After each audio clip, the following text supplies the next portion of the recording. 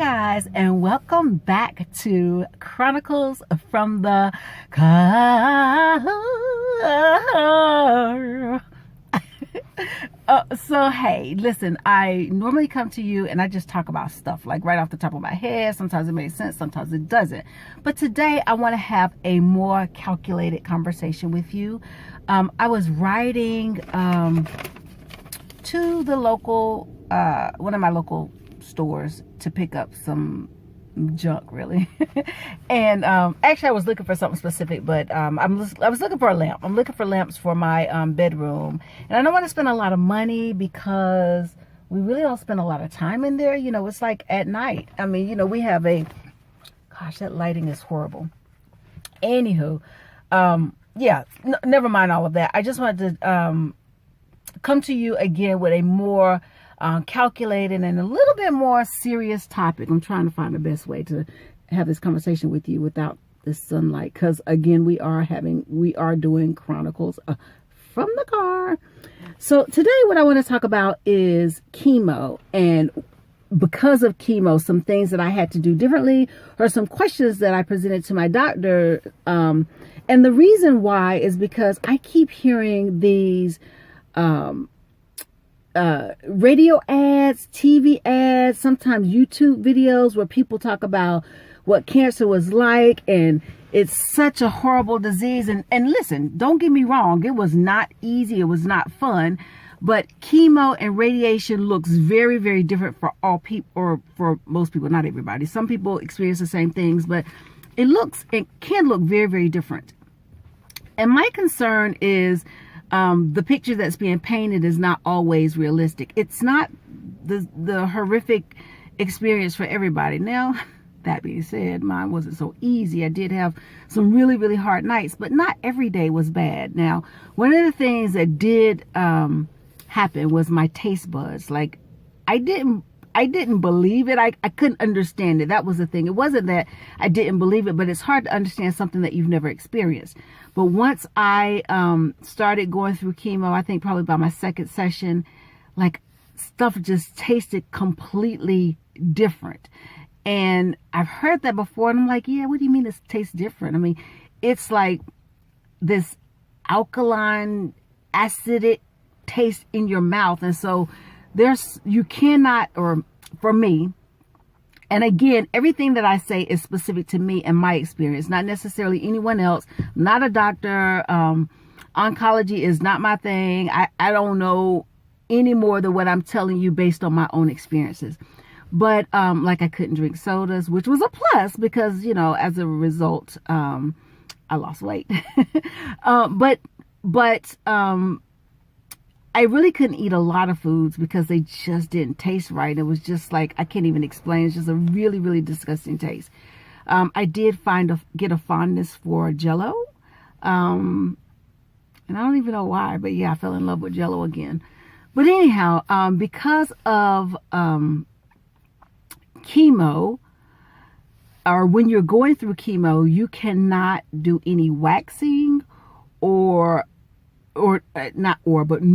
any pedicures or anything like that, because of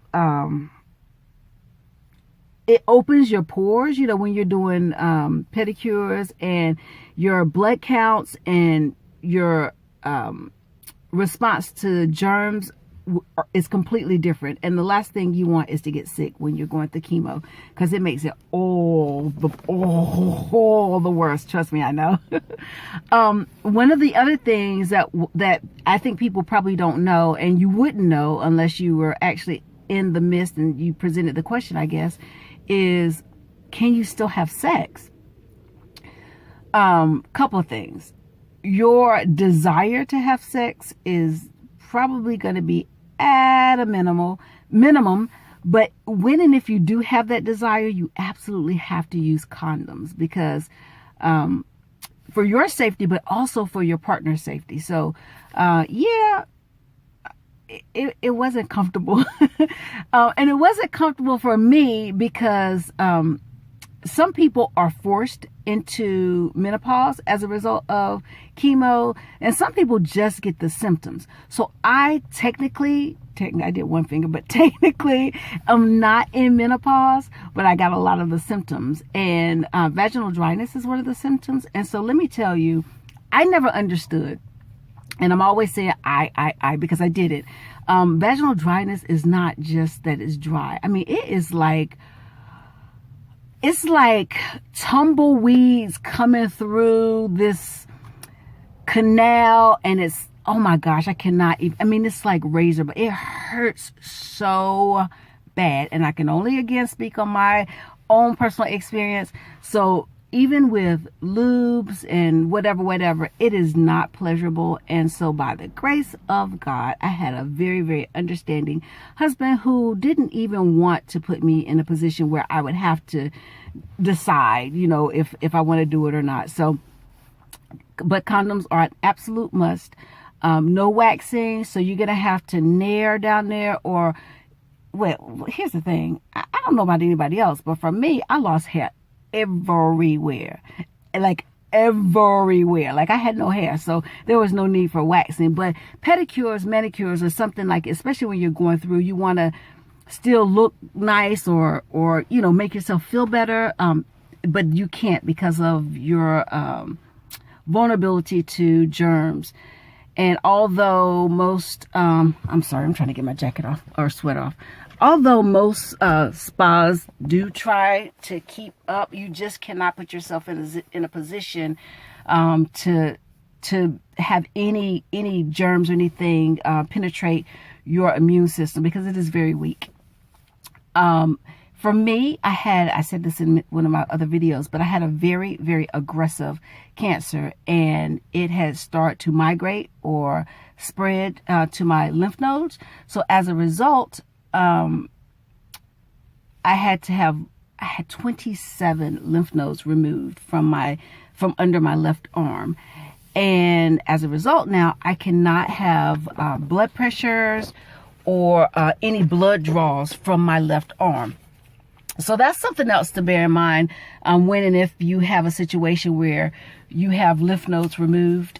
You have to be really, really careful. And I don't know that all doctors talk about all these things, because there's for me, there was all these doctors. And truth be told, you get so overwhelmed with all of this information, especially also thinking that you potentially have a terminal disease. You don't necessarily remember all of these things or all the things that the doctors tell you. So just wanted to make sure I shared what my experiences were. At one point throughout the process, I had my eyes, so my vision changed. It got worse, and my eyes were in excruciating pain. Like, I can't even explain it. I didn't feel like it was dry eye. It was just hurting. It hurt so bad. But you know what they recommended was just over-the-counter saline drops, and they helped a little, but not like completely. There were nights when my entire body was just wrecking with pain, like undescribable pain. Like, I'm going to lay on the floor. And one night, my husband found me laying on the floor in the bathroom, butt naked, because I felt like if I just got in a cool, low place, I would feel better. I didn't. But one of the things you want to make sure you do is be very candid with your doctor about your pain, because they have a lot of different options. So oxycodone was what I used mostly for my pain, but realistically, you want to make sure that you take advantage of all options, but be careful about taking too much, because my doctor, is the way that my medicine was prescribed, I was taking it so often that I did become addicted to the medicine, and that's really all I can say. So yeah, those are just some of the things that I wanted to discuss. Oh, you know what? With chemo, sometimes it affects your blood count. And because I already have a low red blood cell count, it wasn't just anemia. I had gotten, I think the normal is like between 12 and 18. So I had gotten below 7. So I had to have a blood transfusion. So I already had these preconceived notions about what the blood transfusion was and how it was what was happening. I'm getting somebody else's blood, blah, blah, blah, blah, blah. And so not only that, I have a really rare blood type. So it always takes, not always, but it took a little while. Well, yeah, I had 2 blood transfusions. So it took a while for them to get the blood, and all of these, and then the antibodies had to match my antibodies. And so my antibodies changed on a regular basis because of the chemo, blah, blah, blah.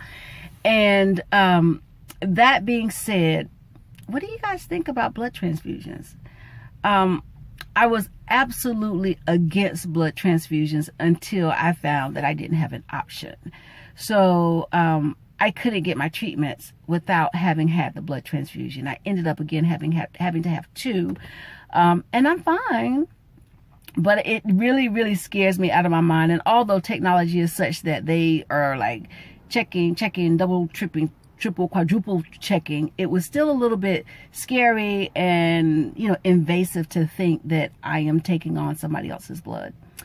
So I just wanted to share those things with you. If you have any questions, any concerns, any comments, feel free. Blessings to you all. And thank you for joining me with Chronicles from the Car.